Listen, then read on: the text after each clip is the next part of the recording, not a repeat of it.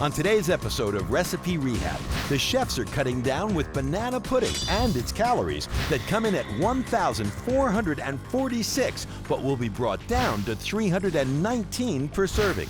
Find out how they did it and who's tasted the best. Oh yeah, that one's really good. I like that one.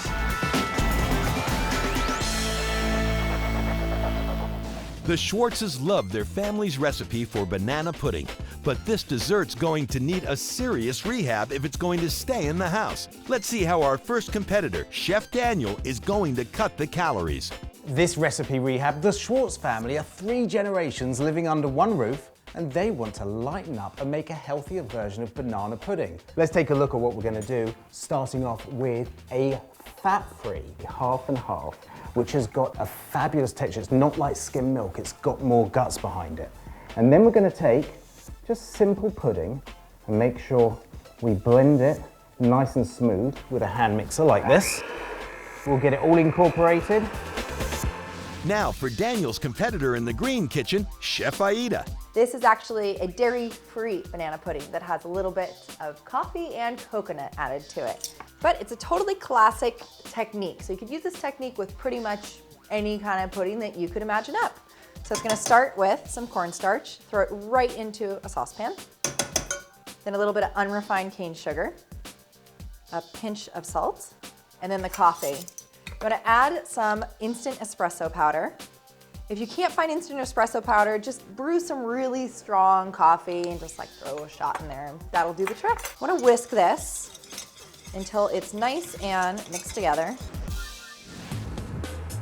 So what we're going to do now is add a little bit of fat-free sour cream. It takes all the fat away, but it's got that creamy, wonderful texture. This is really incredible, how we can lighten up a dish that's going to have all the sweetness, all the flavor of a traditional banana pudding with a huge amount of saving. We're gonna add in some coconut milk.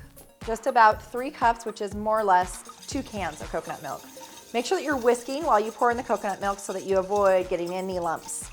The biggest thing you wanna keep in mind when you're making pudding is to get inside every single crevice and corner of the pot so that you don't have any one part cooking more than the other, okay? This is only gonna take a few minutes to cook. We're gonna bring it up to a boil and then let it simmer. You don't wanna boil coconut milk too much. It's just, no, not good for the texture. All right, some bananas. We're gonna clear up a bit, serve it up. Now you might wanna throw this in the refrigerator for maybe just, I don't know, about an hour so it chills and it gets absolutely perfect.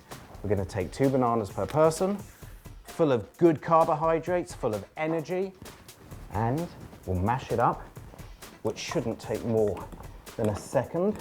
This is where the sweetness is. We don't need to add any more sweetness to this. So while this is doing its thing, you really just need to whisk it, you know, occasionally so it doesn't get burnt or anything. But while that's happening, we will get to the banana part of the coconut banana pudding. And with these few changes, you're still getting all the great flavor of classic Southern banana pudding, but without all that extra fat and sugar and everything. The original, I think, has, you know, sour cream and heavy milk and all that. We're getting the richness here from the coconut milk without having to add all that stuff in there. So the different kind of cookies you have available are, I really like lady fingers. They're the ones used for tiramisu, like this shape. You want one that's really nice and crumbly, and then you're just gonna crumble that and layer that in with the bananas. Or you could use the classic vanilla wafer, but you wanna look for one that's reduced fat. You could also use really any kind of thin cookie that you like, but just make sure that it's kind of easy and lower on the fat and sugar so that you're not adding that all in when you've made all this effort to make a healthier version of it. Okay, this is looking exactly how thick I want it to be. We're gonna turn off the heat.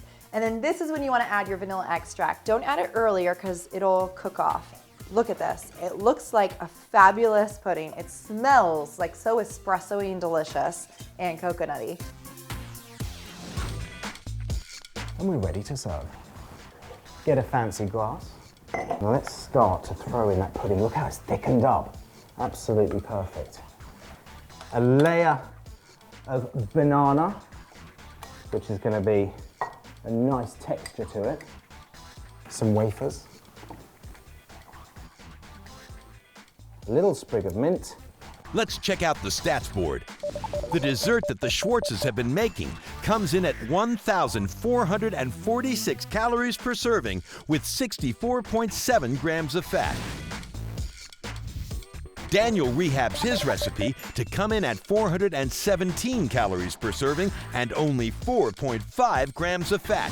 This is for the Schwartz family. For all 3 generations, I think you'll enjoy. So what you're gonna do is layer and go ahead and you can kind of overlap the bananas. We don't need to get fussy with this. And then you're gonna crumble some cookie on top of that. And then just a little bit of the pudding. And this is really warm now, so you're gonna wanna let it sit up. Just needs about an hour to 2 hours in the refrigerator. Once it's actually all set up and beautiful, throw some toasted coconut on top. That's gonna give it another little hint of some tropical flavor, give it some good texture, and well, it's gonna make it very pretty too. Aida's recipe brings her dish to 319 calories per serving with only 13.2 grams of fat. That is one good looking southern banana pudding made very, very tropical. The calories have been cut. Now let's see who triumphs on taste.